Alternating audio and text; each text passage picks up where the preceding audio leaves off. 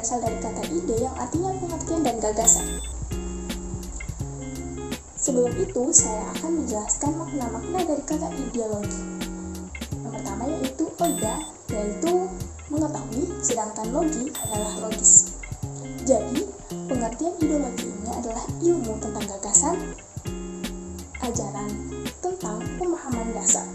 Ideologi ditemukan pada tahun 1796 oleh Tracy. Tracy percaya bahwa ideologi artinya ilmu pemikiran. Jadi, pengertian ideologi secara umum adalah seperangkat ide, konsep, keyakinan yang prinsip dan sistematis. Secara umum, ideologi terbagi menjadi 6, yaitu ideologi kapitalisme, ideologi komunisme, ideologi liberalisme, ideologi sosialisme, ideologi nasionalisme, dan ideologi demokrasi. Nah, di sini saya akan menjelaskan tentang ideologi kapitalisme, ideologi komunisme, dan ideologi liberalisme. Ideologi kapitalisme merupakan ideologi yang memberikan kebebasan penuh kepada masyarakat untuk mengontrol kegiatan ekonomi guna memperoleh keuntungan. Dalam arti lain, kapitalisme adalah sistem ekonomi yang seluruh aktivitas ekonominya dilakukan oleh sektor swasta, sehingga pemerintah tidak mempunyai hak untuk mengatur karena pemerintah di sini hanya berfungsi pengawasan. Berikutnya, ideologi komunisme. Ideologi komunisme adalah suatu paham atau ideologi yang berupaya menggantikan hak-hak individu berdasarkan kepemilikan alat produksi. Dalam periode 1945 sampai 1950, posisi Pancasila sebagai dasar negara sudah kuat. Namun, ada berbagai faktor internal dan eksternal yang menambah nuansa posisi Pancasila. Komunisme juga meyakini bahwa semua orang adalah setara dan mengajarkan bahwa tidak ada perbedaan antar manusia, dan mereka juga tidak pernah diterima oleh masyarakat karena bersifat ateis yang menolak agama. Nah, selanjutnya ada ideologi liberalisme. Liberalisme atau yang biasa dikenal dengan sebutan kebebasan adalah sebuah ideologi visi, filosofi, dan tradisi politik yang didasarkan pada pemahaman bahwa kebebasan dan kesetaraan adalah nilai politik yang paling penting. Kebebasan yang dimaksud di sini adalah kebebasan bertempat tinggal, kebebasan pribadi, hak untuk melawan penindasan, dan hak atas perlindungan pribadi dan hak milik. Ideologi sosialisme adalah ideologi politik yang menekankan kepemilikan kolektif sebagai cara hidup terbaik. Ideologi sosialisme bertujuan untuk menciptakan masyarakat dengan kepemilikan kolektif atau seluruh faktor produksi, sehingga produksi tidak lagi dikuasai oleh individu atau lembaga swasta tertentu. Ideologi nasionalisme. Nasionalisme adalah suatu paham yang akan menciptakan serta mempertahankan suatu kedaulatan negara. Nasionalisme juga merupakan jiwa atau sikap yang harus dimiliki oleh setiap warga negara Indonesia karena cinta tanah air, serta kepedulian terhadap nasib dan masa depan negara. Menurut Insinyur Soekarno, nasionalisme dijadikan sebagai dasar utama untuk menggabungkan berbagai perbedaan, contohnya adalah etnis, agama, budaya, serta pandangan hidup. Ideologi demokrasi. Demokrasi merupakan suatu sistem pemerintahan yang memberikan hak dan kewajiban kepada warga negara untuk menyatakan pendapatnya dan berpartisipasi dalam mengambil keputusan pemerintahan. Tujuan demokrasi adalah menciptakan kebebasan, keadilan, dan partisipasi rakyat dalam pemerintahan. Prinsip demokrasi yaitu dari rakyat, oleh rakyat, dan untuk rakyat. Peran ideologi bagi suatu negara. Ideologi sangatlah penting bagi suatu bangsa, dikarenakan ideologi memiliki peran sebagai arah dan pedoman untuk menciptakan tujuan masing-masing di suatu bangsa.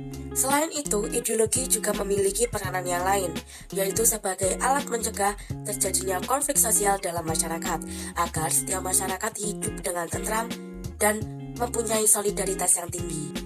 Dan sebagai alat pemersatu bangsa, dikarenakan di Indonesia ini sangatlah banyak suku, ras, budaya, adat istiadat, dan kebudayaan. Dari paparan tersebut dapat dilihat betapa pentingnya ideologi bagi suatu bangsa. Identitas Indonesia sendiri sudah tertuang di dalam ideologi yang dianut oleh bangsa Indonesia, yaitu ideologi Pancasila. Berikut ini saya akan menjelaskan tantangan hambatan ideologi di masa sekarang. Yang pertama, ada pengaruh asing atau globalisasi. Yang kedua, ada tindakan korupsi. Yang ketiga, teknologi dan media sosial.